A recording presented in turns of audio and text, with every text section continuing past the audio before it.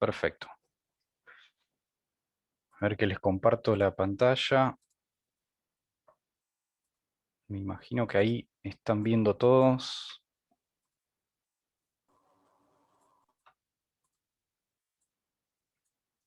¿Se ve, no? ¿La pantalla completa?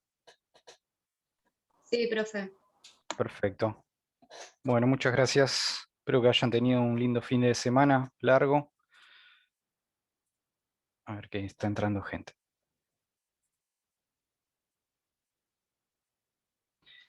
Bien, en la clase de hoy vamos a volver a la unidad 1 porque nos faltaba ver Keynes, básicamente.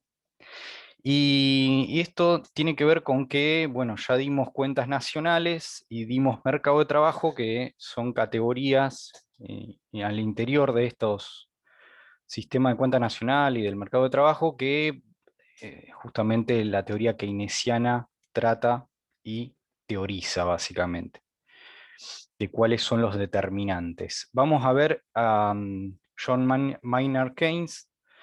Como ven, es contemporáneo a la teoría neoclásica. Keynes es inglés. El padre de Keynes era académico, al igual que lo fue Keynes. Keynes se dedicó prácticamente toda su vida a la academia. Era profesor, escribía eh, tratados, ensayos teóricos, muchos de ellos, pero también le interesaba mucho la parte política. eh, Keynes participó ávidamente de la política inglesa como asesor más que nada, no, si bien era conservador en lo político él, en lo ideológico, participó de la política económica inglesa como asesor más que nada como a partir de la Secretaría del Tesoro de Inglaterra, y empezó a escribir no solo tanto ensayos teóricos, sino también sobre el contexto que estaba viviendo Inglaterra en ese momento y el contexto en el cual estaba viviendo Europa también. En la década del 20 ya son famosos sus tratados, ya era, a partir de la década del 20, de la década del 30, ya era conocido no solo en Inglaterra, Keynes, eh, porque venía de esto, venía de una suerte era un aristócrata, o la familia era una familia más bien acomodada, la de Keynes, la academia en la cual se desempeñaba, que era Cambridge, era muy conocida, muy reconocida ya. Y bueno, él al desempeñarse en Cambridge, también lo eran muy reconocidos todos los académicos de esa institución. En la década del 20, ya finalizada la Segunda Guerra Mundial, escribe las consecuencias económicas de la paz, y ahí alerta a toda Europa de, bueno, las penalidades que se le habían impuesto a la Alemania una vez finalizada la Primera Guerra Mundial. Digo bien, la Primera Guerra Mundial, era muy elevada, es decir, las penalidades económicas, las sanciones económicas que se le habían dado a Alemania, establecido a Alemania, eran muy elevadas y no la iba a poder pagar. Básicamente era una deuda eterna la que iba a tener que pagar Alemania por justamente ser la parte vencida de la contienda en la Primera Guerra Mundial. Y lo que decía es, bueno, esto va a tener consecuencias políticas más adelante, porque básicamente el orgullo alemán eh, eh, se iba a ver justamente perturbado eh, por estas penalidades, por estas sanciones que reflejaron en el Tratado de Versalles. Que fue, bueno, justo lo que pasó. Estamos hablando del ascenso del nazismo pocos años después. Y por ende, a Keynes no solo se lo reconoce por su teoría económica, sino también por su vida política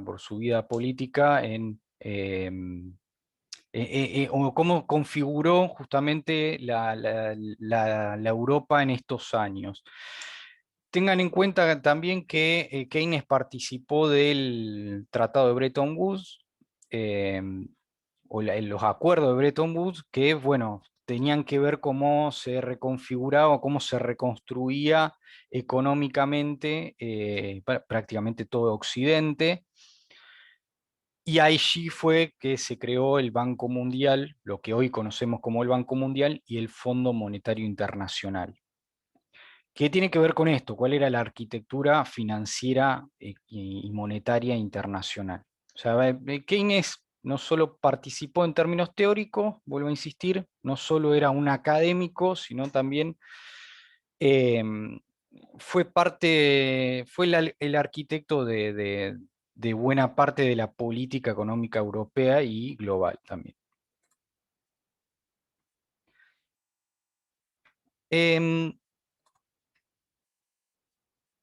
Esperen que está entrando gente. Cada 2 segundos entra gente. Y me estoy trabando.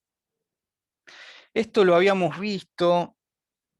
¿Cuál es el contexto histórico en el cual escribe Keynes? Nos viene bien, que Erich Hobsbawm lo llama la era de la catástrofe, porque o la vida teórica y política de Keynes se sitúa entre la Primera Guerra Mundial y la Segunda Guerra Mundial. Y ya para cuando finaliza la Segunda Guerra Mundial, en el 46 ya muere Keynes, muere de un infarto porque era una persona que trabajaba tanto intensivamente que vivió lo que pudo vivir prácticamente. Y era muy solicitado por la política inglesa.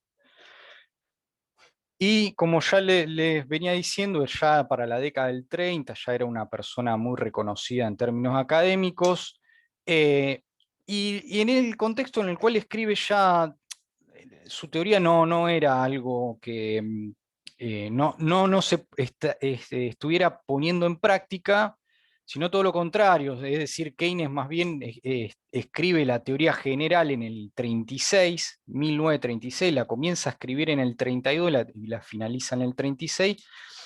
Ya estaban ocurriendo una serie de cambios a nivel de política económica, porque, bueno, al finalizar la Primera Guerra Mundial, toda Europa estaba sumida en el estancamiento económico, había desempleo muy elevado, y ya a partir de la década del 30, en el 29, se da la crisis no solo europea, sino la crisis ya atraviesa y es global, y atraviesa justamente al mayor potencia económica en ese momento, que era Estados Unidos, o lo estaba haciendo, estaba emergiendo, ¿no? Que era Estados Unidos.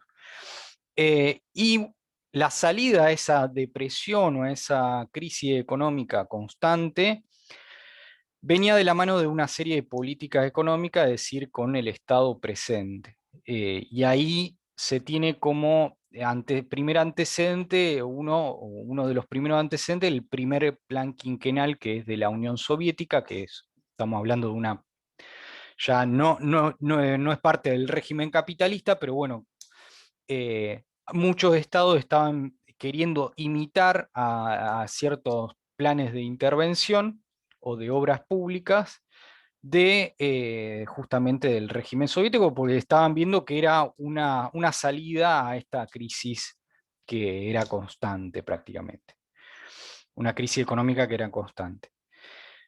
Eh, no solo se pone en cierta forma de moda esto de planificar, entre comillas, la economía en estados capitalistas, porque había que planificar, porque había guerras mundiales entre medio, es decir, estamos en un periodo de guerra, y cuando hay guerra y cuando las guerras son totales, bueno, no queda otra que la planificación económica en estados capitalistas. Se lo llama estado de guerra a este contexto particular, porque el Estado es quien se hace cargo básicamente de la economía, cuáles son los sectores que van a traccionar la economía, cuáles son las industrias necesarias para la guerra, lo va a determinar el Estado. No solo eso, después ya finalizando la Segunda Guerra Mundial, hay un concepto que es el que se pone también de moda, o una serie de ideas se pone de moda, que era el estado de bienestar, que viene a ser que el Estado no solo tenía que garantizar la seguridad, no solo tenía que ser un Estado gendarme como lo era hasta ese momento, sino a su vez el Estado tenía que garantizar el bienestar social de de todo el país. ¿Cómo lo hacía? Bueno, a través de garantizar la salud, garantizar la educación, la vivienda, la seguridad social. Todo eso lo tenía que garantizar el Estado. No, o sea, no era algo que se le lo podría brindar el mercado, sino lo que tenía que garantizar el Estado, y no solo tenía que garantizar eso, sino también tenía que garantizar el pleno empleo. Es decir, el estado de bienestar significaba un amplio abanico de servicios sociales y de seguridad social en conjunto al pleno empleo. Es decir, justicia social y pleno empleo fueron parte del lema, no solo acá en Argentina, estamos en esto en el contexto más peronista, sino en toda Europa. Lo que primó fue esto: garantizar la justicia social y el pleno empleo. Y justicia social se entendía esto, es básicamente tener las posibilidades de desarrollar el bienestar a toda la sociedad. Em, Luego de la Segunda Guerra Mundial, lo que ocurre es que, bueno, las ideas keynesianas, o lo que se entiende como keynesianismo, ya trasciende toda Europa, y básicamente es mainstream, o sea, corriente principal, es parte de las ideas básicas que tenían los estados para solventar las naciones.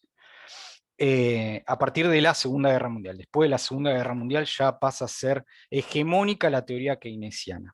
Y, y esto lo es más aún en un contexto de Guerra Fría, en el cual hay una suerte de competencia entre el capitalismo y el socialismo, es decir, que el capitalismo se veía amenazado de caer, o de que varias naciones periféricas caigan en el socialismo, como fue el caso de Cuba. Y en este sentido, la forma de garantizar que los estados capitalistas y que no hayan revoluciones es que eh, esto, básicamente, que exista el estado de bienestar, que exista un estado que garantice el desarrollo económico también. A partir de estas décadas se ponen de moda las teorías del desarrollo económico a través de la planificación. Es decir, el Estado tenía que planificar el crecimiento, el Estado ejercía el papel de Estado empresario, es decir, lideraba ciertas empresas estratégicas en el sector energético, sector de servicios públicos, etcétera, etcétera. Son parte de todas empresas públicas que básicamente que eran propiedad del Estado, y por ende se habla de Estado empresario. Esto ya un poco lo habíamos visto y nos viene bien para repasarlo. En este contexto, todos los teóricos europeos más que nada, hay algo a lo que le tienen miedo, muchísimo miedo, y es no solo al régimen soviético, al socialismo real, porque básicamente el capitalismo está en competencia con el socialismo, sino también a un hecho, a una estadística particular que se generalizó en la década del 30, que era el desempleo, pero tasas de desempleo altísimas. A partir de la década del 30, no solo en Estados Unidos, también en Europa, había tasa de desempleo de más del 25%, es decir, una de cada cuatro personas estaban desempleadas. Y era un desempleo constante, en el sentido que no era que estuviera resolviendo ese desempleo. Sí se resolvió y hubo pleno empleo recién en la Segunda Guerra Mundial. Es decir, la década del 20 y la década del 30, Europa tuvo desempleo alto, más que nada en la década del 30, y solamente se pudo resolver esto, o se pudo llegar a una economía de pleno empleo en la Segunda Guerra Mundial, en 1939. Es decir, cuando más intervino el Estado es el momento en el cual se alcanzó el pleno empleo. Entonces, había un indicio de que, bueno, el Estado era la solución a ese problema y a ese miedo que le tenían los economistas europeos, más que nada, que era el desempleo y al estancamiento constante de las economías. Era un miedo muy fuerte porque básicamente, insisto, estamos en competencia con el régimen soviético, con el socialismo real. Esto también lo habíamos visto, que tiene que ver con que a partir de la década del 30 y más que nada a partir de la Segunda Guerra Mundial, la teoría keynesiana es hegemónica en todas las academias. Y esto dura, y esto digo, academia, cuando digo academia estoy hablando no solo de las instituciones, sino también congreso, lo que se escribe.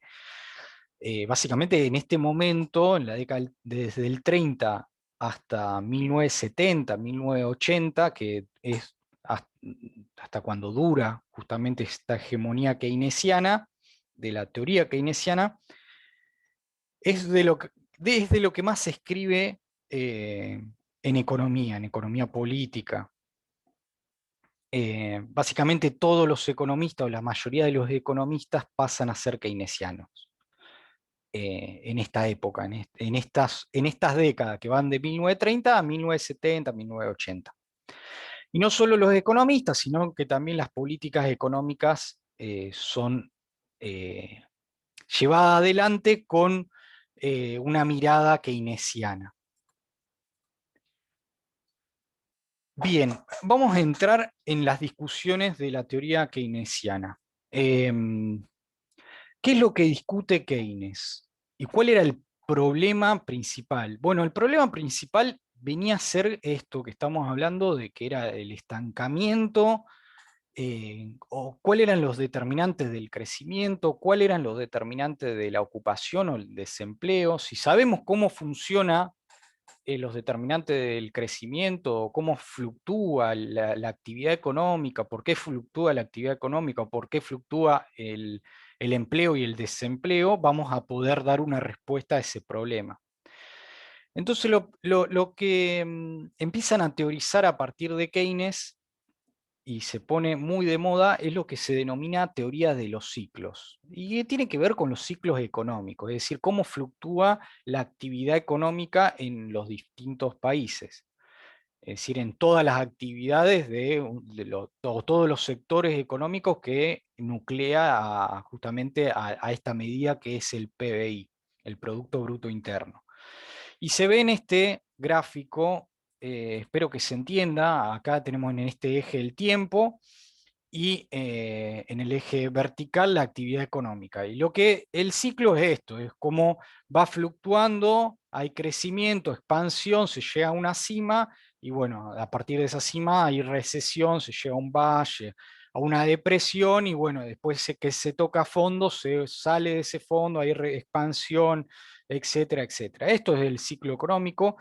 Y si entendemos cuáles son los determinantes del PBI o qué es lo que está ocurriendo, que hay expansión, hay recesión, bueno, vamos a entender cómo salimos de esta depresión constante que está viviendo Europa, que está viviendo el mundo a partir de la década del 30. Los ciclos económicos son estos, básicamente son fenómenos que suceden en una época determinada y se dividen en estas cuatro fases, que son expansión, sigma, recesión y valle, no más que eso. No, esto es el ciclo económico. ¿Qué es lo que está haciendo fluctuar al PBI, a la actividad económica en general, a todos los sectores en su conjunto? No sé si tienen alguna duda, párenme cuando no entiendan algo, no hay ningún problema. Pero es bien sencillo. O sea, la respuesta es esto. Keynes estaba interesado en la teoría de los ciclos que viene a dar por respuesta, bueno, qué es lo que está ocurriendo en estos ciclos económicos, cuáles son los determinantes que hace fluctuar al PBI, a la actividad económica.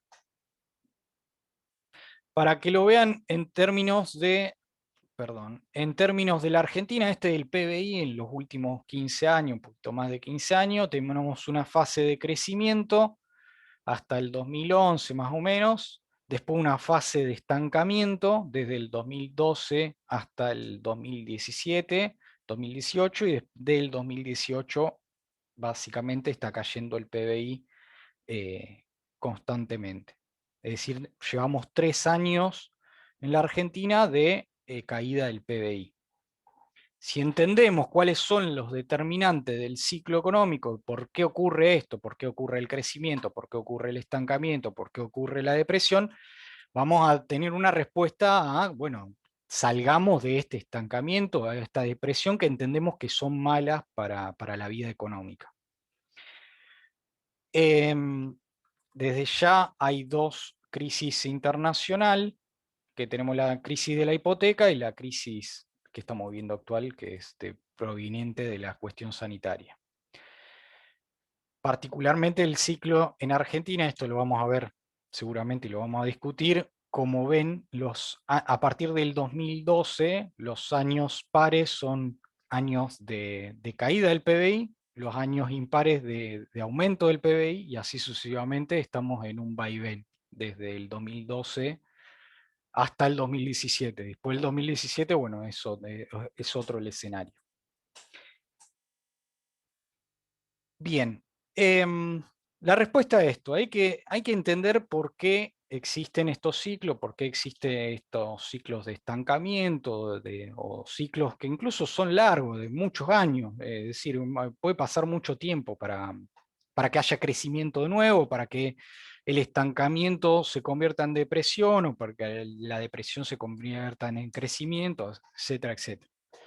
No se dan constantemente estos ciclos, sino que, bueno, o sí, se dan constantemente, pero, bueno, hay una suerte de ciclos largos y ciclos cortos.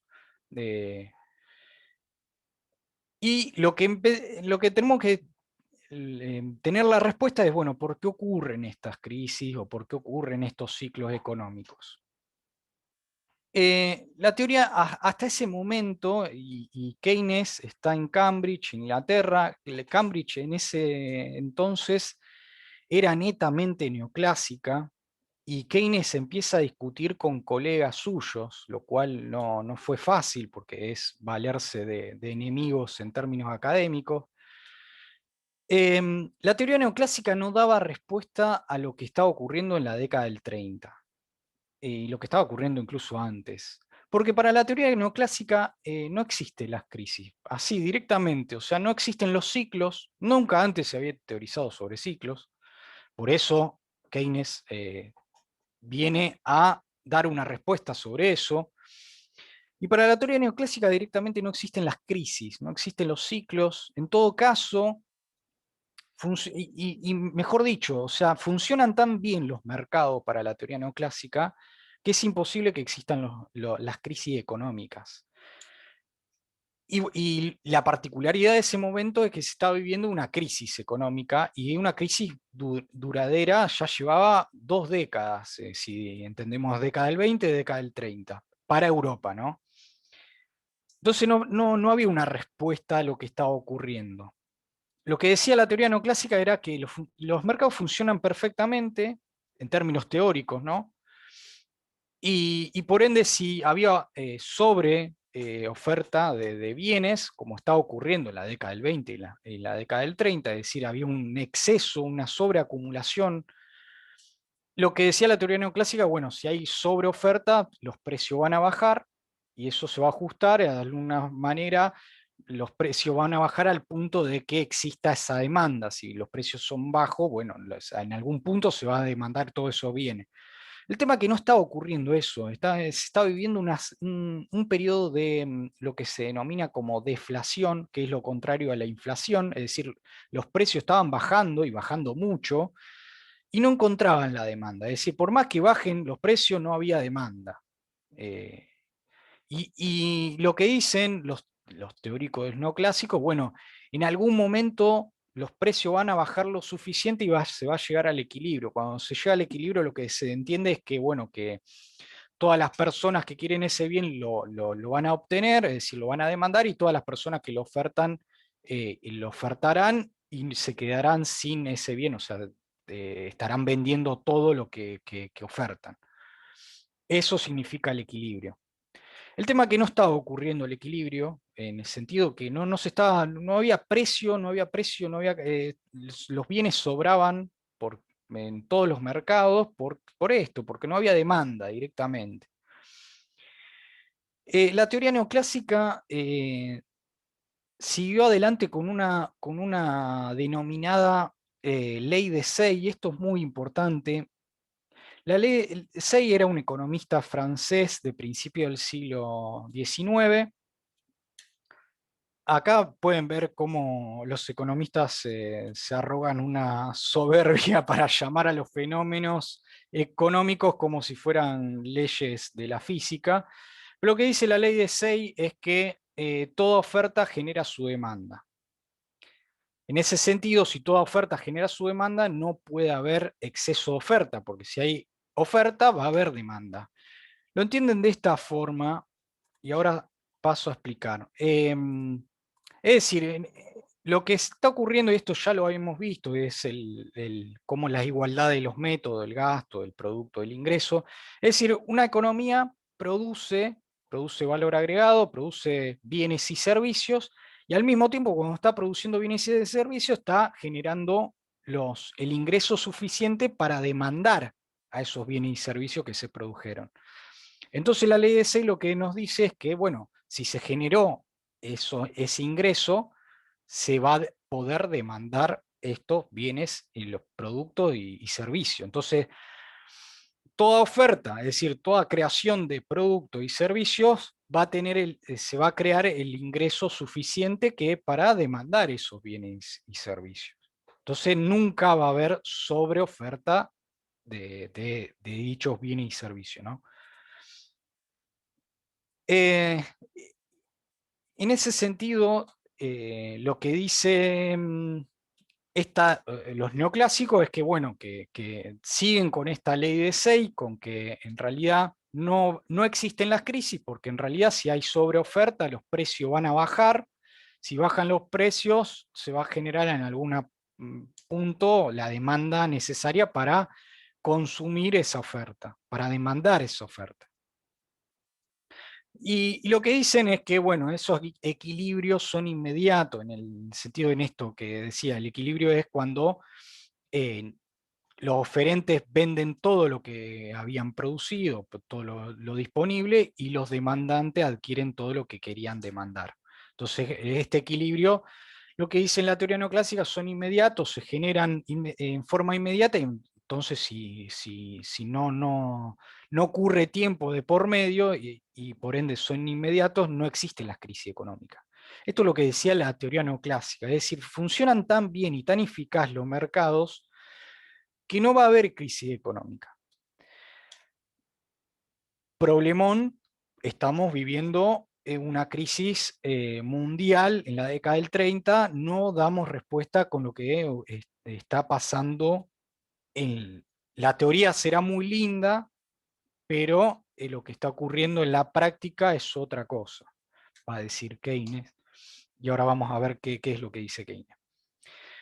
En el mercado de trabajo, lo que dicen la teoría neoclásica, esto también lo habíamos visto, existe desempleo voluntario, es decir, que todos los que quieren trabajar van a conseguir trabajo y todos los que prefieren el ocio estarán desocupados. Es decir, esto es el desempleo voluntario, es decir, las personas que no están empleadas son porque voluntariamente no quieren estar empleadas. Bien, párenme si hay alguna duda. Puede ser que sean un poco complicadas algunas ideas y bueno, un poco más complejas. Si tienen alguna duda, por favor, no se las queden. Nosotros habíamos visto esto, que era en cuentas nacionales que el PBI, lo que se produce, es igual al gasto, es decir, al uso, y habíamos visto que el gasto se compone por consumo, por inversión, por gasto público, por exportaciones. Acá no lo puse, exportaciones, que el PBI, el valor agregado, era igual también al ingreso nacional, a los salarios, a la ganancia, a la renta. Esto ténganlo en cuenta, porque lo va a usar Keynes también, no solo la teoría neoclásica, sino Keynes. ¿Qué es lo que dice Keynes? Y acá entiendan a la teoría keynesiana como una suerte de inversa de la ley de Say. La ley de Say decía que, bueno, toda oferta genera o crea su propia demanda. Keynes es exactamente lo inverso. Es exactamente lo inverso. Es decir, la demanda crea su propia oferta en Keynes. Y lo puse bien grande para que se entienda. Es decir, es exactamente lo contrario. Ahora después vamos a desarrollar más a qué refiere con esta idea. ¿Cuáles son las variables de demanda? Eh, bueno, el consumo, es decir, el gasto, lo que entendemos como gasto, como consumo, inversión, gasto público, exportaciones, son variables de demanda. ¿Cuáles son variables de oferta? En este sentido es, bueno, los productos y servicios finales, el PBI. ¿Qué es lo que dice Keynes? Es que la demanda crea la oferta. Es decir, no es necesario que hayan bienes y servicios para que haya consumo. Es decir, es lo inverso. Se necesita consumo, inversión para que haya bienes y servicios. O para que traccione la demanda a la oferta, es decir, para que la crea esa oferta. No es necesario que exista bienes y servicios para que exista inversión, para que exista gasto. En todo caso, esos bienes y servicios que están clasificados como inversión o como consumo van a ser tal en la medida que exista consumo, que exista inversión o que exista gasto público o exportaciones también, ¿no? Otra variable de demanda, el gasto público. ¿Cuál es lo que se contrapone o cuál es la variable que siempre relacionamos con el gasto público? Los impuestos. Los impuestos son una variable de oferta. ¿Qué es lo que dice la teoría keynesiana? Que el gasto crea los impuestos. Es decir, que no se necesitan impuestos para que haya gasto. Es decir, los estados no necesitan primero cobrar impuestos y luego gastar. Eh, es todo lo contrario. Primero los estados gastan y al gastar están elevando el PBI, están creando PBI, es decir, el gasto público eleva el PBI y lo que hace es que se pueda recaudar cada vez más impuestos. Es decir, no es necesario que existan impuestos para gastar, cosa que en la vida pública, cualquier persona que uno le pregunta, bueno, el Estado tiene que cobrar impuestos para poder gastar o se tiene que financiar de alguna forma para gastar. Acá es todo lo contrario, es decir, el gasto público eh, es lo que posibilita que existan impuestos o que esa variable de los impuestos, la cantidad de impuestos o la cantidad de recaudada que tiene un Estado, la va a determinar el gasto público. Por ende, la demanda crea su propia oferta. Y esto puede sonar contrario a cualquier concepción o sentido común, pero también lo vamos a desarrollar más adelante. Esto estamos entrando como en las conclusiones de la teoría keynesiana, se la estoy presentando para que después les sea más fácil entender toda la teoría keynesiana. Lo mismo pasa con la inversión. La inversión crea el ahorro. Es decir, muchas veces lo que se dice es, bueno, se necesita ahorro para invertir. En la teoría keynesiana es totalmente lo contrario, es decir, la demanda crea su propia oferta, por ende, la inversión dinamizará a tal punto el PBI y los ingresos para que exista el ahorro necesario para financiar esa inversión. Lo mismo pasa con el crédito. en el sistema financiero. No se necesita dinero para que exista crédito, sino todo lo contrario. Habrá crédito y ese crédito creará dinero. Hasta acá, ¿tienen alguna duda? Yo sé que esto es contrario al sentido común muchas veces, pero es la teoría keynesiana. Son las bases de la teoría keynesiana. ¿Se entiende? ¿No se entiende?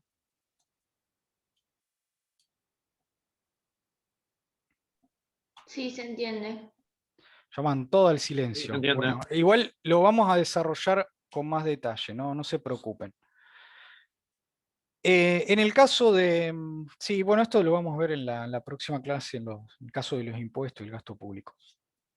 En el tema de la inversión y el ahorro, bueno, lo que dice la teoría keynesiana, siempre hay igualdades, en el sentido que van a leer en los textos que la inversión es igual al ahorro. El tema ahí siempre es qué determina qué. Si la inversión determina el ahorro determina la inversión. Es decir, cuando hablamos de sentido común, lo que nos dice, bueno, yo necesito tener ahorro para luego invertir. Es decir, el ahorro me está determinando lo invertido, ¿no? En el caso de Keynes no, es todo lo contrario. Es decir, bueno, una economía en su conjunto invertirá, demandará, y esa inversión va a dinamizar de tal punto la economía que si no existe el ahorro, se va a crear. Ni más ni menos. Si no existe el ahorro, se creará. Es decir, si hay un aumento de inversión, y ese aumento de inversión dinamiza el PBI, dinamiza el ingreso, bueno, si no existe suficiente, ese ahorro suficiente se creará a través de la inversión. Por ende, la demanda crea su propia oferta. Y por ende es la inversa a la ley de Say. Bien, ¿qué es lo que dice Keynes? Estamos siempre tratando de entender cuáles son los determinantes de la actividad económica, cuáles son los determinantes del mercado de trabajo, es decir, del empleo o el desempleo también. En términos de la teoría de la ocupación, lo que dice Keynes es que, bueno, y esto es contrario a la teoría neoclásica.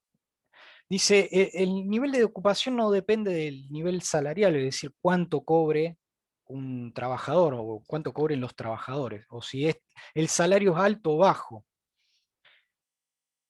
Por ende, lo que decían los teóricos neoclásicos era que, bueno, si existe desempleo, el salario bajará hasta un cierto punto en el cual sea un salario acorde a que exista demanda. Es decir, que si hay sobreoferta de trabajadores, lo que hará el mercado al funcionar eficientemente es eliminar esa sobreoferta bajando los salarios. Es decir, bajarán los salarios, hay tantos trabajadores queriendo trabajar que, bueno, justamente bajará el salario, en algún punto se encontrará la demanda para todos esos trabajadores. Y de esa forma trabaja eficientemente el mercado. En relación a esto, al nivel salarial, dice Keynes que tampoco depende el nivel de ocupación de la regulación que exista, que tenga un mercado, o de los sindicatos, porque en esa época también lo que se estaba discutiendo mucho era que, bueno, y esto era una figura emergente, la de los sindicatos, estamos hablando de 1920, 1930, era una figura emergente los sindicatos en la vida democrática de todos los países europeos. Y por ende los sindicatos establecían ciertos salarios mínimos. Lo que se estaba discutiendo en esa época, la década del 30, era que esos salarios mínimos eran demasiado altos. Entonces, por ende, no dejaban bajar el salario lo suficiente para que eh, todos esos desocupados que había en la década del 30 consigan una ocupación. Entonces lo que decía la teoría neoclásica, eliminemos los sindicatos, eliminemos las regulaciones de cómo funcionan estos mercados de trabajo, y por ende lo que hará es bajar el nivel salarial, es decir, bajarán los salarios y todas aquellas personas que están desocupadas puedan encontrar un trabajo. Lo que dice la teoría keynesiana es totalmente lo contrario a lo que vimos antes, es decir, que el desempleo es involuntario, es decir, hay personas que quieren trabajar y no consiguen trabajo. Y por ende Keynes habla de que, bueno, que la economía generalmente y las economías capitalistas funcionan con desocupación. Y remarco generalmente porque la teoría keynesiana o el libro de Keynes se llama La teoría general de la ocupación, el dinero y el interés. Acá nos vamos a detener solo en la teoría de la ocupación. Pero digo bien, o sea, el libro de Keynes se llama Teoría General de la Ocupación. Y con la palabra general, lo que quiere decir Keynes es que la economía en la práctica funciona generalmente con desocupación. Entonces, la teoría particular es la de justamente los neoclásicos, porque está hablando de que existe pleno empleo, los neoclásicos. Entonces, una particularidad que en realidad nunca existió. Es una suerte de chicana, si se quiere, de Keynes hacia la teoría neoclásica, en la cual dice, miren que en realidad ustedes están hablando de una particularidad que nunca ocurre en la economía, y mi teoría, que es la teoría general, es la teoría que siempre ocurre. Y por ende se llama general, ¿no? Lo que dice Keynes es que el nivel de ocupación no depende del nivel salarial,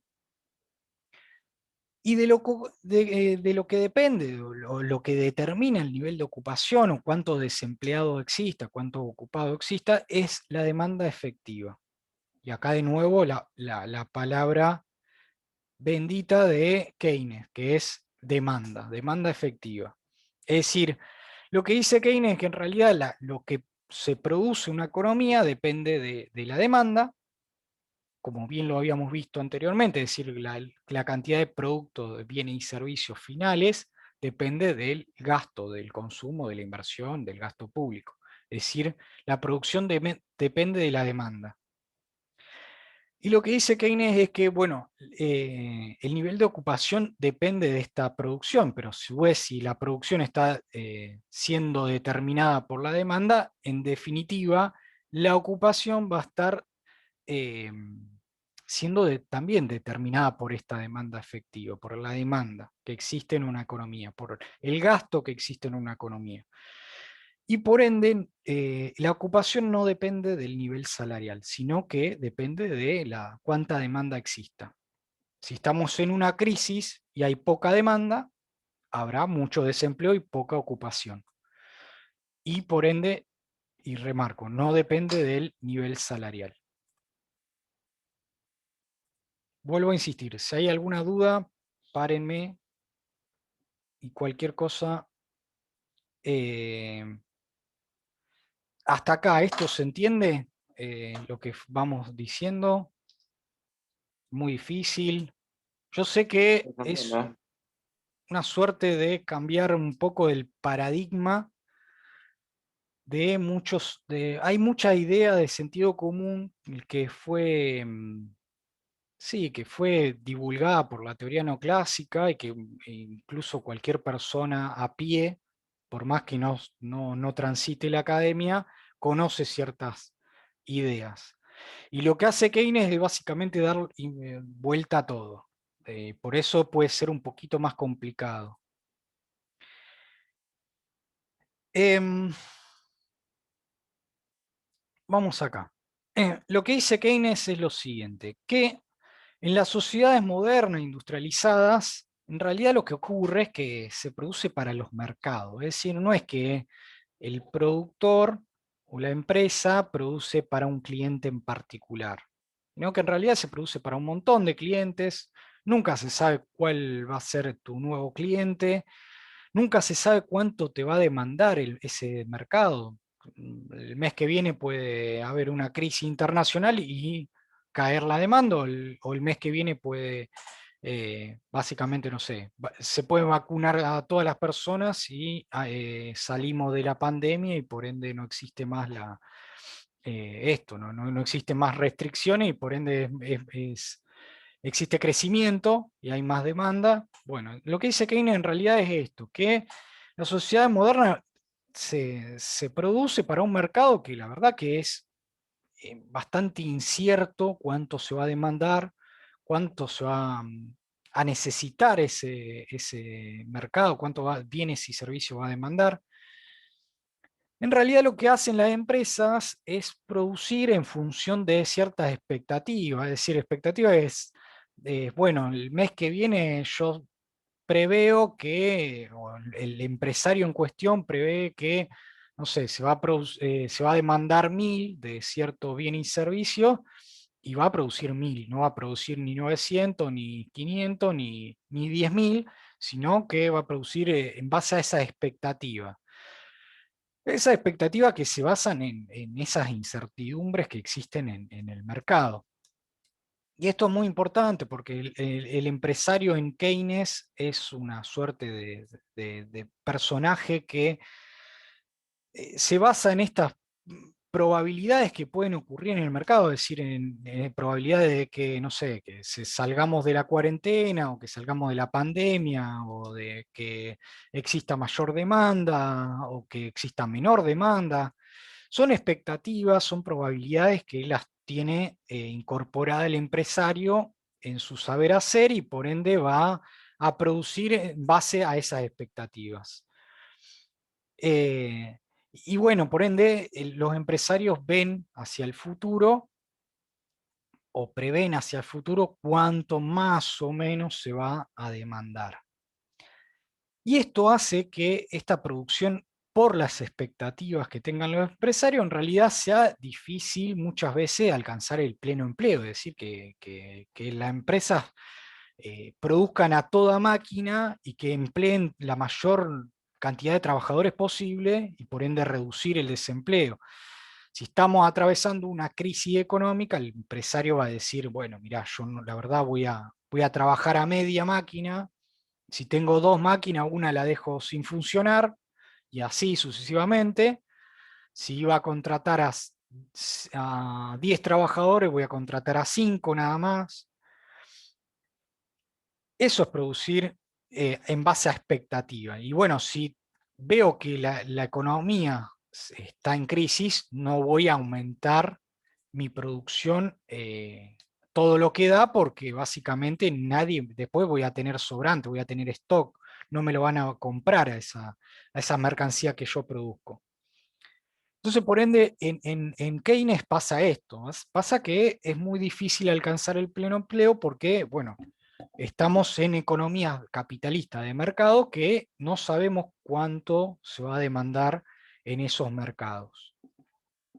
En cambio, la ley de Say de la teoría neoclásica, lo que decía era, bueno, si voy a producir, tengo dos máquinas, lo voy a poner en producción a las dos máquinas, total, si produzco de más, sé que esa producción la voy a poder vender, porque funciona la ley de Say, es decir, que la oferta crea su propia demanda, en la teoría neoclásica.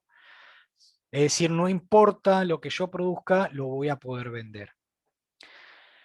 En cambio, en Keynes no, esto no ocurre. Es decir, no puedo producir, si produzco de más, voy a tener stock y y eso significa una pérdida también, porque no van a ser mercancías que no la voy a poder vender.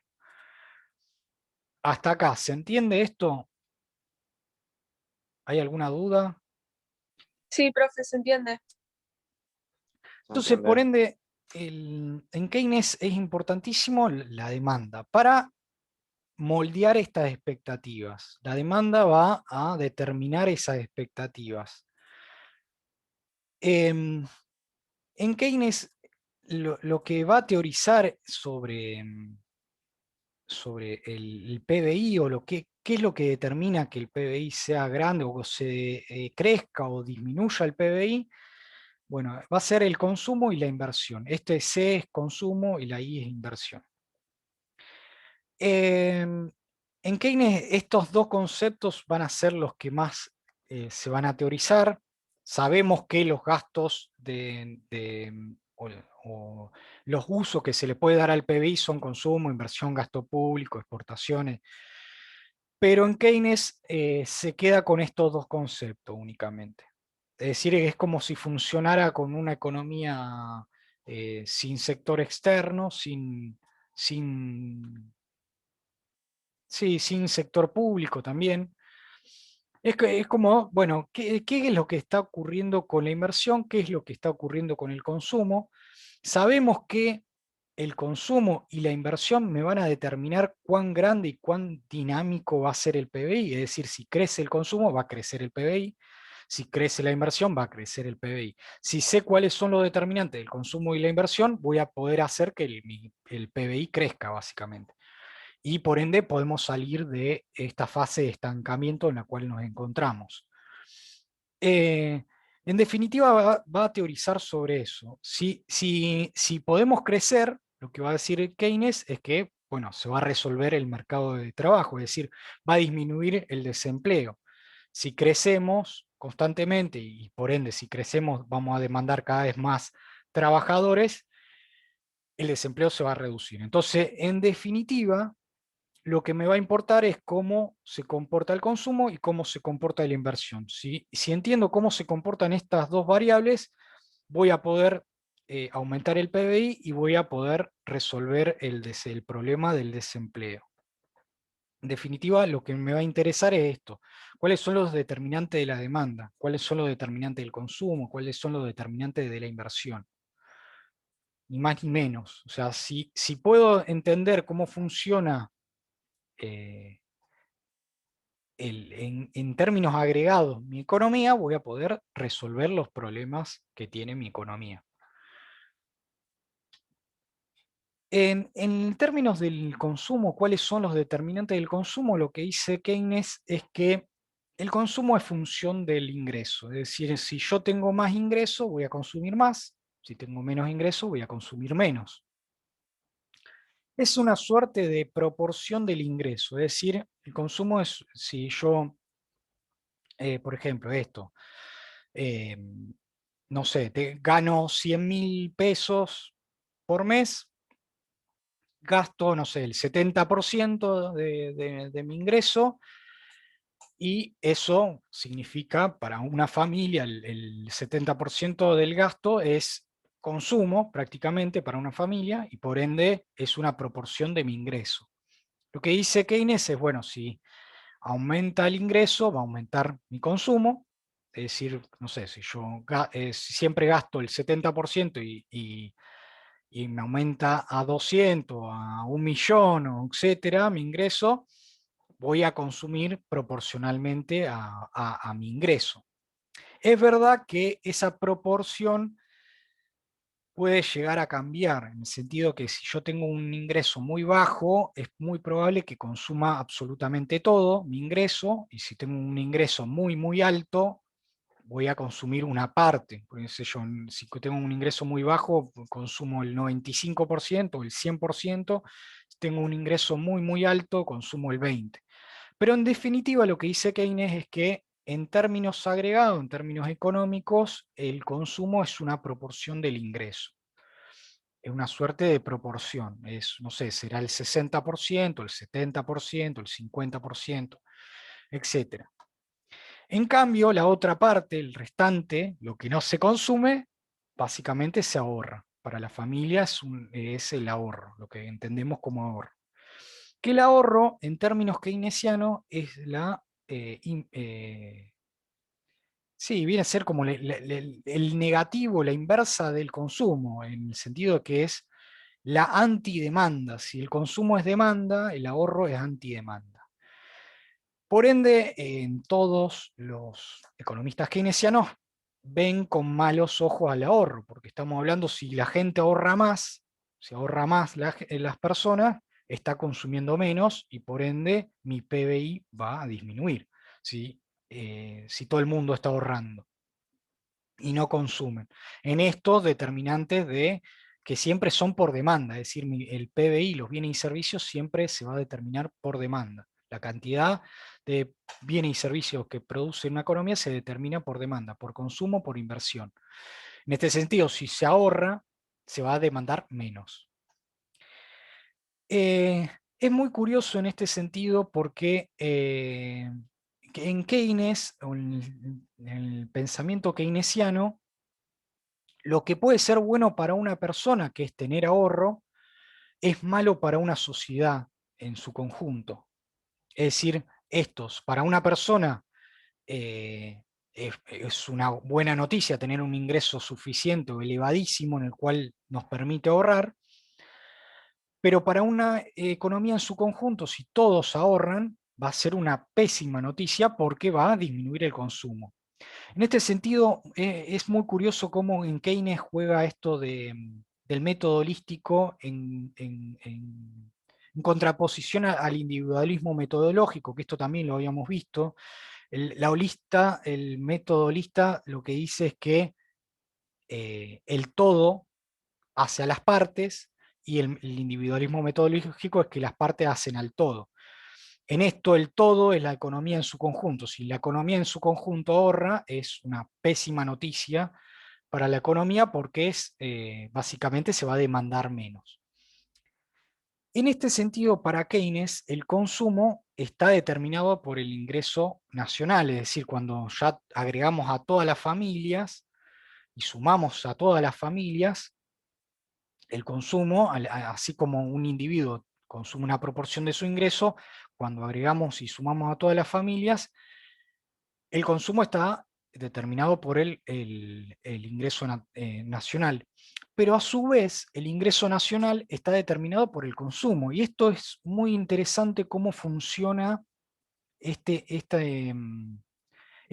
una suerte de ciclo, de ciclo virtuoso o no, de que, bueno, el consumo se determina el ingreso determina el consumo y así sucesivamente. Y en este sentido, es muy curioso porque esta dinámica implica que existe el tiempo, es decir, cómo uno se va determinando al otro, incorpora la variable tiempo, porque el consumo va a determinar el ingreso, luego el ingreso va a determinar el consumo y así sucesivamente. Por ende, el consumo para Keynes siempre va a acentuar o intensifica siempre el ciclo económico. Si estamos en un ciclo al alza, es decir, el consumo aumenta el ingreso, como aumenta el ingreso, aumenta el consumo y así sucesivamente, entonces el consumo va a intensificar este ciclo económico. Y a su vez, al contrario, si estamos a la baja, un ciclo a la baja, si hay menos consumo, va a haber menor ingreso nacional, y si hay menor ingreso nacional, va a haber menor consumo, y así sucesivamente. Esto lo vamos a ver un poquito con más detalle ahora. ¿Se entiende esto que dice Keynes? ¿No se entiende? Sí, sí, se entiende. ¿Hay alguna Sí. duda? Tengan en cuenta eso, que en el consumo depende del ingreso, y ahora vamos a ver un poco más a detalle cómo juega esto, cómo se van determinando el consumo y el ingreso nacional. Quédense con la idea esta, con que el consumo intensifica el ciclo económico siempre. En cambio, en la inversión, es decir, acá entramos cuáles son los determinantes de la inversión, y si sabemos cuáles son los determinantes de la demanda, vamos a saber por qué el ciclo se encuentra a la baja, por qué el ciclo se encuentra a la alza. En el determinante de la inversión lo que dice, bueno, y tiene que ver con un poco lo que ya estamos discutiendo, que dice Keynes que la inversión va a depender de, bueno, eh, cuánto espera ganar en un futuro el empresario en cuestión. Es decir, eh, si adquiriendo una maquinaria adicional, y en esto sepan cuál es el concepto de consumo, sepan cuál es el concepto de inversión. El consumo son para satisfacer necesidades de las familias comúnmente, y la inversión son justamente para mantener o acrecentar la capacidad productiva de las empresas.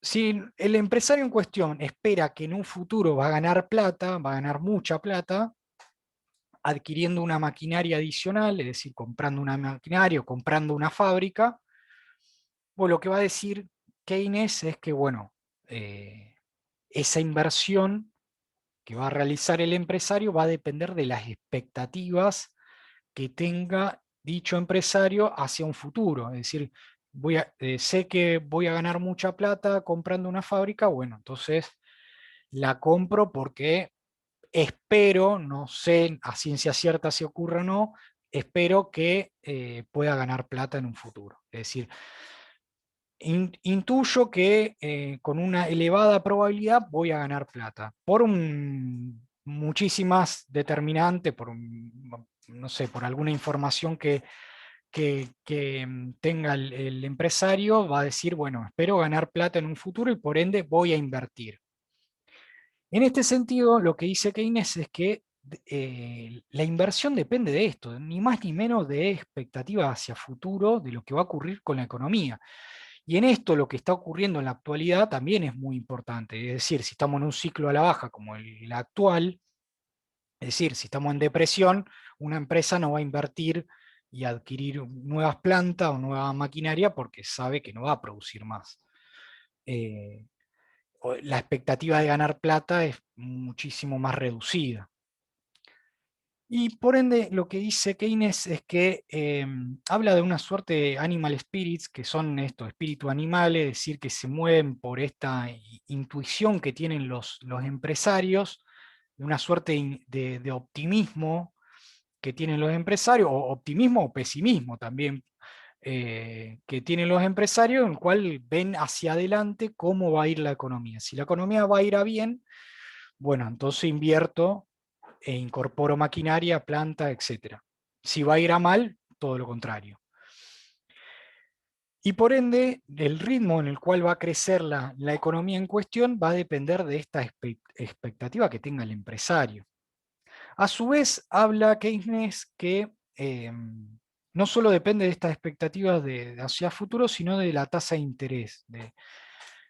Y la tasa de interés, entiéndanlo como una suerte es el precio de prestar a alguien fondos, por ejemplo, cuando lo más conocido son los plazos fijos, seguramente saben algo o cómo funcionan los plazos fijos, es el depositante de un banco le presta al banco en cuestión sus depósitos. A cambio, el banco le paga una tasa de interés. Eso es justamente el precio de prestar, de renunciar que tiene el depositante a esos fondos por un tiempo determinado, ¿no? Eso es la tasa de interés. ¿Por qué dice Keynes que depende también la inversión que va a realizar hacia un futuro nuestro empresario? ¿Por qué depende esto de la tasa de interés? Porque básicamente si la tasa de interés es elevadísima, al empresario le va a convenir poner un plazo fijo, poner la plata, timbiar, entre comillas, financieramente, timbiar financieramente y no invertirla en activo fijo, es decir, activo fijo en maquinaria o en infraestructura. Y por ende dice, depende negativamente de la tasa de interés. Es decir, cuanto más alta sea la tasa de interés, menor va a ser la inversión. Y por otro lado, cuanto más espere ganar nuestro empresario en un futuro, más será la inversión en cuestión. Hasta acá, ¿se entiende esto? ¿No se entiende? Si lo quieren ver en términos prácticos a esto, bueno, en términos prácticos, esto que les decía, si hay expectativa que la economía le vaya mal, bueno, como está ocurriendo en la actualidad, nos remitimos a esto, a que, bueno, la inversión depende de la expectativa, bueno, porque la economía no le está yendo bien en la actualidad, no solo a la Argentina, sino a toda la economía del mundo. Y un contexto en particular en el cual ocurrió esto de que se subieron las tasas de interés y la inversión se redujo, tiene que ver más que nada con el contexto del gobierno de Cambiemos. ¿Qué ocurrió esto? Es decir, se establecieron tasas de interés muy elevadas, tasas de interés de referencia que después sirvieron para muchos otros mercados financieros, y por ende a muchos empresarios les convenía más timbiar financieramente que invertir en términos productivos. Es decir, le convenía más invertir financieramente que invertir productivamente. ¿Hay alguna duda sobre esto? ¿No? ¿Se entiende? ¿Quedó claro la idea? Entiendo. Sí, Bien. Hasta acá tenemos los dos determinantes. Ahora sabemos de qué depende el PBI, es decir, qué es lo que dinamiza el PBI. El PBI lo dinamiza el consumo, lo dinamiza la inversión, y sabemos que el consumo lo dinamiza o lo determina el ingreso nacional, el ingreso que tengan las familias o toda la familia en su conjunto, y la inversión, esta expectativa hacia futuro y la tasa de interés, en el caso de la inversión. Ahora bien, lo que dice Keynes, y un poco retomando, es que, bueno, la verdad que las economías capitalistas de mercado suelen funcionar en esto, con capacidad ociosa, suelen funcionar con desempleo. Ocurre no solo en Argentina, ocurre en todo el mundo, incluso cuando el ciclo está al alza. Es decir, cuando el ciclo está al alza, algo de desempleo hay siempre, y algo de capacidad ociosa también hay. O sea que lo que ocurre justamente con el ciclo está a la baja es, bueno, es un problema porque esos problemas de desempleo, de capacidad ociosa se intensifican muchísimo más. Pero la verdad que la economía capitalista funciona así, funciona con capacidad ociosa, funciona con desempleo, y esto lo soluciona únicamente la demanda. Es decir, cuanto mayor sea la demanda, mayor va a ser nuestro PBI, nuestra producción, etc. En cambio, lo que decían los economistas neoclásicos es que si existe desempleo, si existe capacidad ociosa, cuando me remito a capacidad ociosa es que una planta trabaje a media máquina, por ejemplo. Es decir, si puede ir más rápido una máquina, o si tiene 100 máquinas y solo funcionan 50, es decir, hay capacidad ociosa en una planta. Lo que dicen los economistas neoclásicos es, bueno, que en realidad esa situación de desempleo o capacidad ociosa existe en realidad un desequilibrio porque habíamos hablado que el equilibrio es todo lo contrario, es decir, no hay exceso de oferta en ningún momento, es decir, porque toda oferta genera su propia demanda, y por ende lo que dicen es, bueno, si hay capacidad ociosa de desempleo, los economistas neoclásicos dicen, bueno, estamos en desequilibrio, en algún momento vamos a transitar hacia el equilibrio, es decir, que no exista desempleo o no exista capacidad ociosa. Pero lo que ocurre es esto, en realidad dice Keynes, no, miren, en realidad no hay que esperar nada, no hay que esperar, porque lo que decían estos economistas en la década del 20 y el 30, los economistas neoclásicos, bueno, esperen un tiempo que los mercados funcionan tan bien que se van a equilibrar, es decir, los precios van a bajar, si hay desempleo el salario bajará, si hay exceso de oferta en ciertos mercados, bueno, los precios de dichos bienes y servicios bajarán y por ende se equilibrará. Es una cuestión de tiempo. Denle tiempo al mercado que se va a autorregular. Y lo que dice Keynes es que no esperemos nada porque la verdad que no va a ocurrir esto. Es decir, vamos a seguir teniendo exceso de oferta y vamos a seguir teniendo desempleo, vamos a seguir teniendo capacidad ociosa, y eso el mercado no lo va a solucionar así solo, por sí solo básicamente. No funciona automáticamente. Y por ende, que bajen los precios no era garantía de que exista pleno empleo. Es decir, los teóricos neoclásicos le decían, bueno, bajarán los precios, los salarios, y en algún momento existirá pleno empleo. Y lo que dice la teoría neoclásica es bueno, no, es esto, era lo que veníamos diciendo. Va a haber galpones desocupados, va a haber de persona desempleada, los precios bajarán, como dicen, pero la verdad que vamos a estar en una suerte de situación de equilibrio con desempleo, es decir, que el equilibrio en el cual teorizan los neoclásicos no existe. Es decir, vamos a estar en una situación permanente, y por ende equilibrio me remito a esto, a permanente, con desempleo. Es decir, una situación de desempleo es sostenible en el tiempo. Y el capitalismo y los mercados pueden funcionar con desempleo o con sobreoferta de bienes y servicios. Y en definitiva no es culpa de justamente de estos sindicatos, trabajadores que quieren cobrar salarios demasiado altos para que se empleen esos trabajadores en cuestión, o esas personas desocupadas. Sino que, bueno, funciona así la economía, funciona con desempleo. Y por ende, y con esto que subrayamos acá, de que, bueno, el salario puede valer cero, es una suerte de metáfora, ¿no? Si bien no lo dice Keynes, es para que ustedes lo entiendan. El salario puede valer cero y aún así existir desempleo. Puede valer miseria el salario y existir desempleo. Esto es lo que dicen los keynesianos.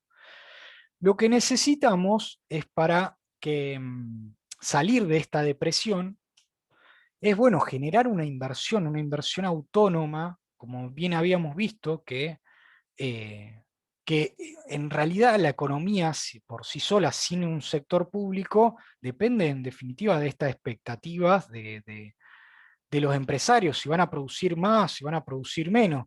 Lo que dicen los keynesianos es, bueno, salgamos de esa lógica, y tengamos una demanda autónoma, una inversión autónoma que no dependa de las expectativas, porque si no vamos a estar constantemente de ciclo en ciclo, es decir, de ciclo al alza, de ciclo a la baja, y así sucesivamente, y vamos a tener problemas de desempleo, problemas de producción constantemente.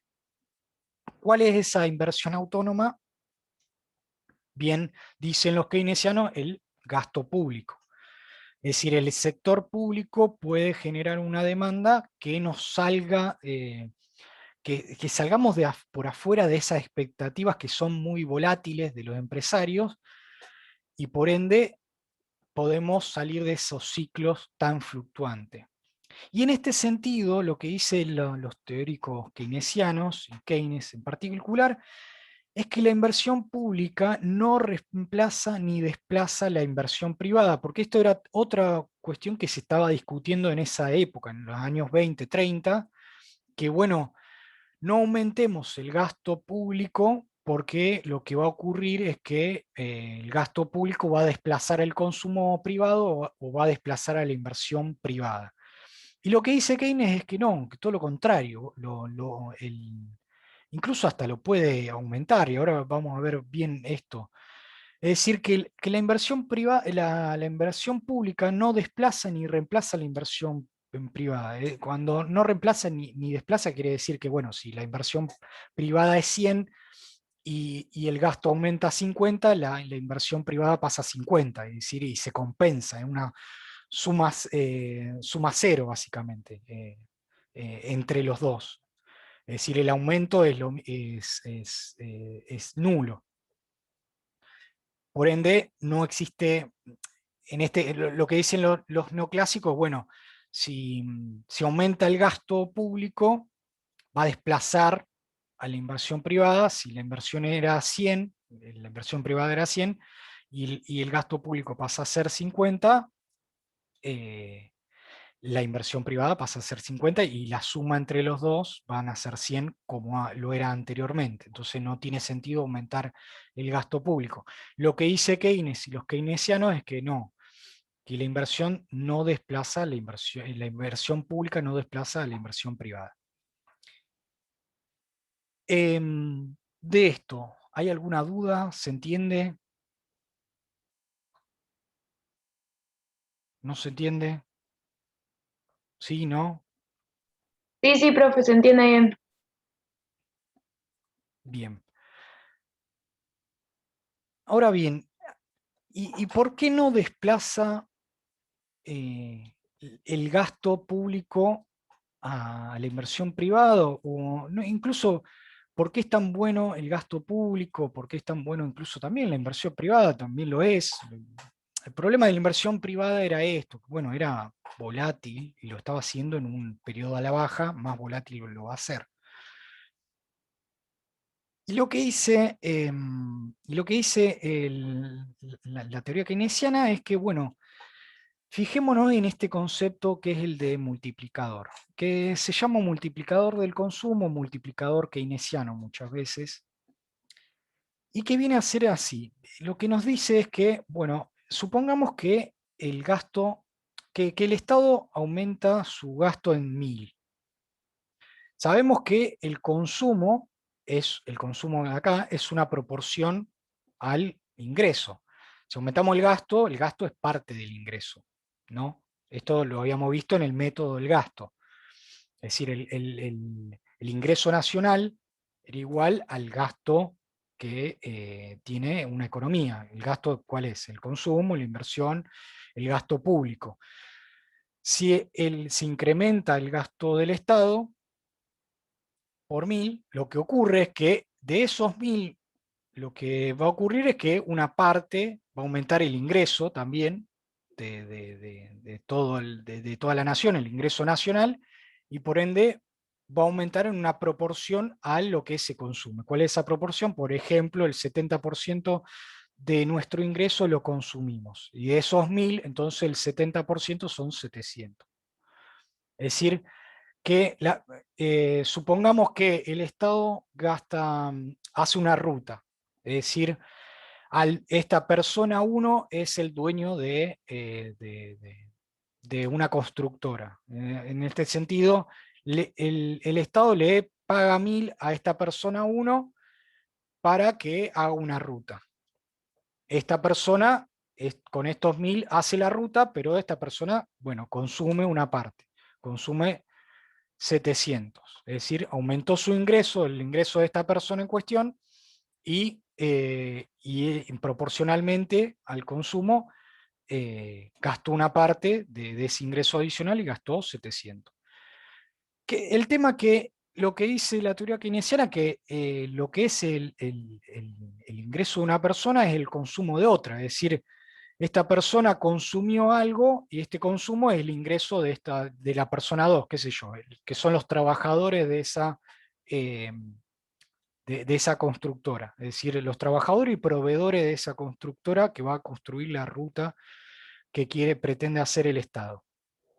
Esos 700 se lo paga a los proveedores y a los trabajadores, y sabemos que esos proveedores y trabajadores, representados en esto, en la persona 2, consumen una parte. ¿Cuál parte? Una proporción, el 70%. Entonces, esos 700, el consumo de una persona es el ingreso de otra. Bueno, de esos 700, 490, que es el 70% de 700, van a ser el consumo de todas estas personas.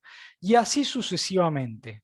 Es decir, va pasando de mano en mano estos 1000 iniciales de ingreso del Estado. A esto se lo llama multiplicador. ¿Y qué tiene que ver con esto? Con que, bueno, aumentó el gasto del Estado, aumentó el consumo, como aumentó el consumo, aumentó el ingreso nacional, o si lo quieren ver de otra forma, aumentó el ingreso nacional a través del gasto del Estado, como aumentó el ingreso nacional, aumentó el consumo, como aumentó el consumo, aumentó el ingreso nacional, y así sucesivamente. A esto se lo llama multiplicador keynesiano.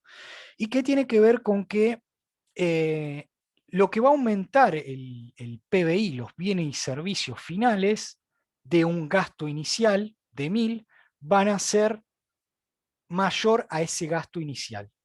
Es decir, si el Estado gastó 1000 y el consumo, la proporción de lo que se consume es el 70%, esos 1000 iniciales que gastó el Estado van a generar un PBI adicional de 3333.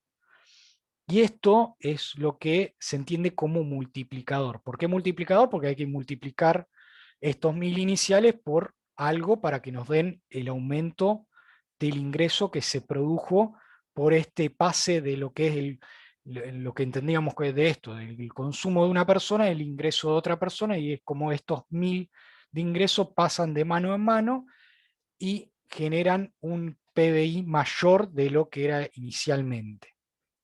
A esto se lo denomina multiplicador keynesiano. No le vamos a pedir la fórmula matemática, acá se la ponemos, porque de a dónde salen estos 3.333, tiene que ver con una formulita matemática. La idea es que ustedes lo entiendan a través de este ejemplito, y que entiendan que el multiplicador keynesiano lo que hace es que el gasto inicial se transforme en algo muchísimo mayor de lo que era justamente inicialmente. Y por ende, lo que dice Keynes con más razón, si tenemos una economía en depresión, no solo salgamos de esa, o los keynesianos, lo que decían, no solo salgamos de esas expectativas tan fluctuantes que tienen los empresarios, sino con el gasto del Estado podemos generar un ingreso mayor del inicial, de lo que primero se gastó. Y esto lo hace justamente el consumo. Por eso era que decíamos que el consumo intensifica estos ciclos económicos. Es decir, si sabemos que el consumo lo intensifica para bien al alza, bueno, utilicemos esa lógica. Esto es el multiplicador keynesiano. En estos, ¿se entiende? ¿Hay alguna duda? ¿Puede ser un poquito más complicado este concepto de multiplicador? ¿Se entiende? ¿No se entiende? Se entiende, se entiende. Bien.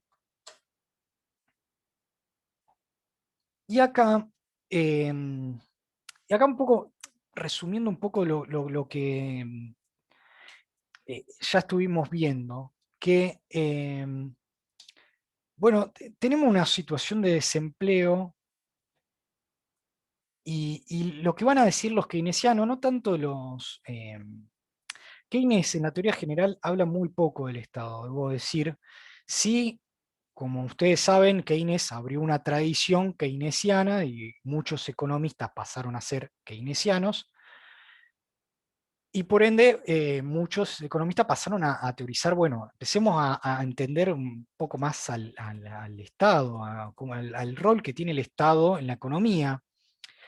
Y que a partir de Keynes, si anteriormente el Estado era concebido como este estado gendarme, que no se mete tanto en la economía, se mete en algunas cuestiones como pueden ser cuestiones de seguridad, cuestiones de salud mínimo, o de educación, pero que sean mínimos, pero no tanto en la economía, o en la planificación de la economía, o que si existe o no desempleo, cosa que a partir de Keynes se abre una nueva rol del Estado, una nueva concepción del Estado, porque bueno, sabemos que el gasto del Estado puede ser dinamizador de toda la economía, y por ende, a partir de Keynes y de la tradición keynesiana, el Estado ya empieza a tener otra responsabilidad. Es decir, cuando vemos en los diarios que el desempleo es altísimo, o cuando vemos en los diarios que la pobreza es muy alta, cuando vemos en los diarios que el nivel de actividad está a la baja, ya el ciudadano de a pie y todo lo que se concibe como política económica va a interpelar al Estado, porque sabemos que el Estado tiene responsabilidad en el ciclo económico, en cómo, si estamos a la baja, si estamos al alza, y por ende sabemos si hay desempleo, sabemos quiénes pueden o quién puede solucionar el problema del desempleo, es decir, quién puede solucionar el problema del ciclo, básicamente, de este ciclo. Y por ende solemos interpelar a estos problemas de desempleo, de actividad económica, a que, bueno, el Estado tiene una función vital en la economía. En la clase que viene vamos a ver sector público y nos da pie a entender un poco mejor esto. Sabemos que nos quedamos con esto, con que el Estado tiene un rol vital en la economía, y bueno, ahora después tenemos que entender un poquito más de cómo funciona el sector público. Cuando hablamos de gasto del Estado siempre son o lo que hacen los estados son, bueno, obras públicas, ruta, escuela, transferencias, asignaciones, jubilaciones, todo eso entendemos como gasto del Estado. Esto lo vamos a profundizar en la próxima clase. Y entendemos también esto, básicamente, y siempre hay una puja en términos políticos, bueno, de que el desempleo no es responsabilidad de cómo funciona el mercado de trabajo, sino, bueno, de si el ciclo está a la baja, bueno, hay desempleo, básicamente. Si hay una depresión muy grande, va a haber desempleo. Y por ende, no es cuestión del salario, si es bajo o alto, que exista más o menos desempleo. En ese sentido, no está determinado por esto, por los precios, por el funcionamiento de los mercados, sino que, bueno, en este sentido el Estado tiene otra función que ya viene a cambiar lo que se entendía anteriormente. Por ende, e insisto, se abre una ventana desde la Segunda Guerra Mundial hasta la década del 70, 80, de que la economía funcionaba, y creo que esto está, sí, está acá, de que la economía funcionó desde terminada la Segunda Guerra Mundial hasta mediados de la década del 70, 80, funcionó con pleno empleo. Funcionó con pleno empleo en muchos países latinoamericanos. Es decir, cuando se aplicaron las ideas keynesianas, fue cuando mejor funcionó el capitalismo. Entendido en esto, fue un periodo, el 45 al 75, 80, fue el periodo de mayor crecimiento económico en todo el mundo. Fue un periodo de cierto pleno empleo, es decir, estoy hablando de América Latina, Estados Unidos, Europa.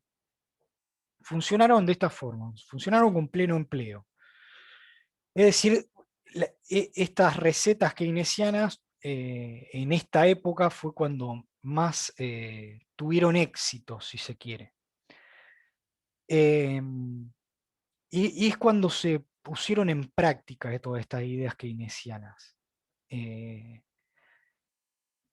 Y más aún cuando Keynes también estuvo parte en la reconstrucción de Europa, porque Keynes a través del acuerdo de Bretton Woods fue parte de esto, de la creación del Banco Mundial, que en esa época era el Banco de Desarrollo, y a través del Banco del Desarrollo y del Tesoro de los Estados Unidos se dieron ciertos créditos muy blandos a la economía afectada por la guerra, para justamente reconstruir Europa.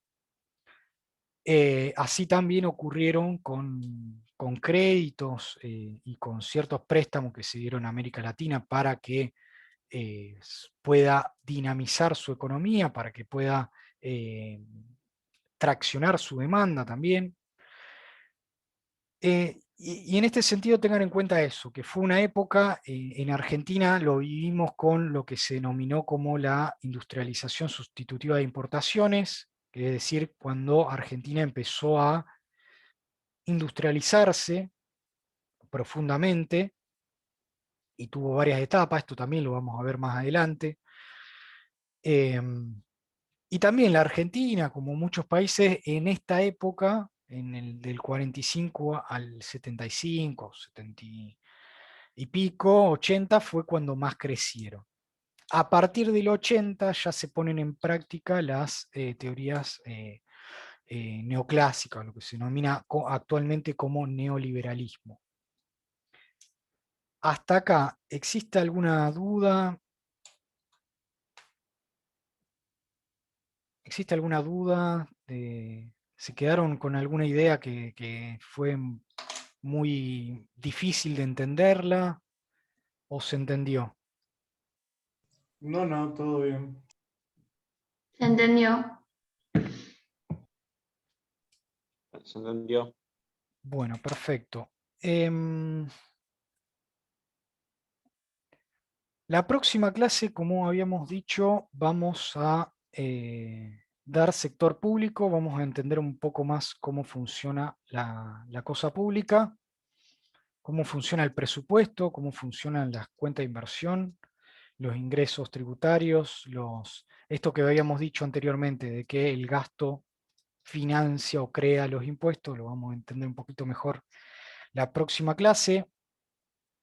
En Keynes, hasta ahora lo que vimos es que, bueno, en esta igualdad de ahorro-inversión, lo que se ve comúnmente como ahorro-inversión, lo que crea y dinamiza el ahorro es la inversión, así que bueno, ahora lo que nos queda ver es cómo funciona el Estado para entender cómo hacen los estados en general para financiarse, a qué gastan, cuáles son los cambios que ocurrieron, qué entendemos como seguridad social, etcétera, etcétera. Dicho esto, sepan que, de nuevo, yo insisto en todas las clases, el miércoles 21 a las 18 horas habrá examen parcial regularizador en todas las comisiones, y un horario y fecha que les agrego es que habrá un recuperatorio a ese examen. Es decir, en caso que lo rindan mal, al examen parcial regularizador tienen una instancia más para, bueno, aprobar ese examen parcial. Esa fecha es exactamente la semana posterior, que es el miércoles 28 de abril a las 18 horas, también con todas las comisiones. De esto no tengo más información, todavía no nos juntamos con la cátedra, porque pasó Semana Santa, así que no tengo más información que esa. La única información que tengo es esto que le estoy comentando, que habrá un recuperatorio al examen parcial. Así que bueno, sin más, si no tienen ninguna duda, comentarios, acá hay una... No lo sé, la modalidad todavía no la sé. Sé que va a ser virtual, pero no tengo más respuesta que esa. Todavía no nos juntamos con la cátedra para... Después, cuando tengamos una respuesta, lo que siempre hacemos en esta instancia es mandarle un instructivo con explicándole cómo funciona, cuáles son las reglas de juego en el examen, cómo funciona el examen. Pero todavía no lo tenemos. Cuando apenas lo tenga, seguramente se lo vamos a pasar. Bien. Si no, nos vemos, si no hay ninguna duda adicional, nos vemos mañana a las 9 horas, como es el horario habitual. No sé si hay algún comentario, si no, hasta acá terminamos la clase hoy. Perfecto, gracias, profe. Bueno, a ustedes. Gracias. Muchas Chau, chau. gracias. Gracias, profe.